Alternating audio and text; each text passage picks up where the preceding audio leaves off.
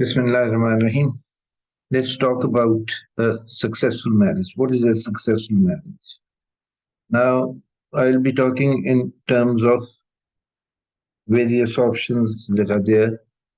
There is the physical attraction, then there is the element of mutual respect and admiration, then there are complementary energies or the synergetic effect.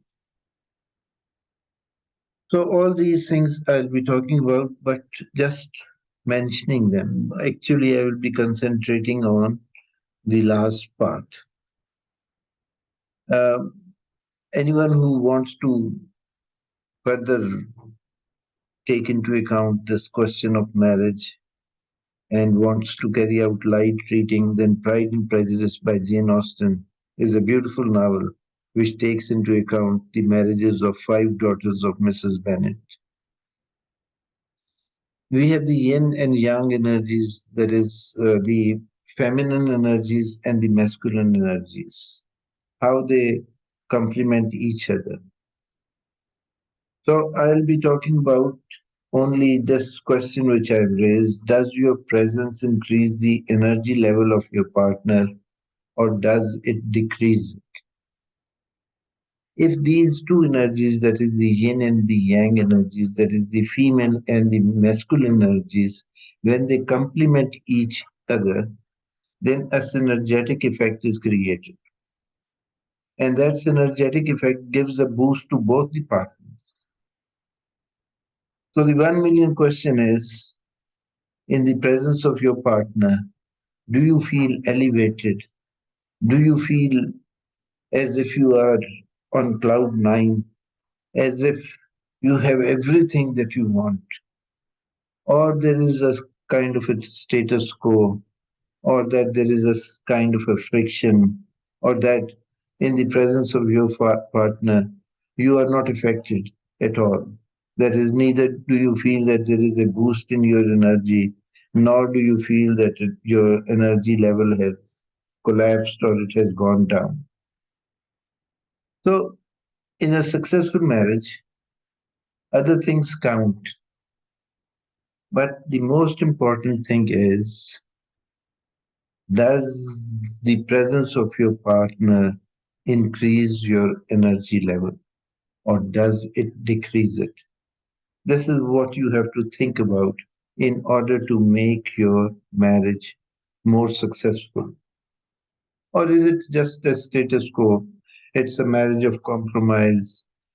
That is, you are living like strangers in the same house, carrying out care for one another out of a sense of duty, but not out of a sense of love.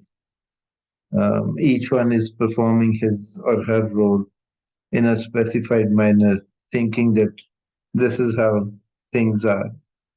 But the actual thing is, when you look at your partner, there should be a surge of energy in you.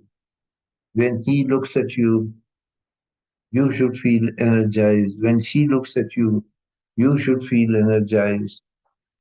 So you should complement each other. So that is the question. Review your marriage, see how you can increase each other's energy level. It can be through mutual respect and admiration, it can be through love, it can be by giving each other time and taking out the irritants which may sort of deflate, you see, the relationship or take out the air from your relationship. Otherwise, it would be just like two strangers sharing a bedroom or each one doing his or her chore or things of their choices, but not contributing in a very forceful way towards the betterment of each other. Then there may be a kind of an objection or a question raised that perhaps this happens when the honeymoon period is there, the initial years of marriage are there, but then as years pass by and you complete 2 decades of marriage or 3 decades of marriage or 4 or 50 years, The level of bonding should increase, not decrease. And it will only decrease if everyone is minding his own business and not really caring for the other in a soul like fashion, in a strong manner.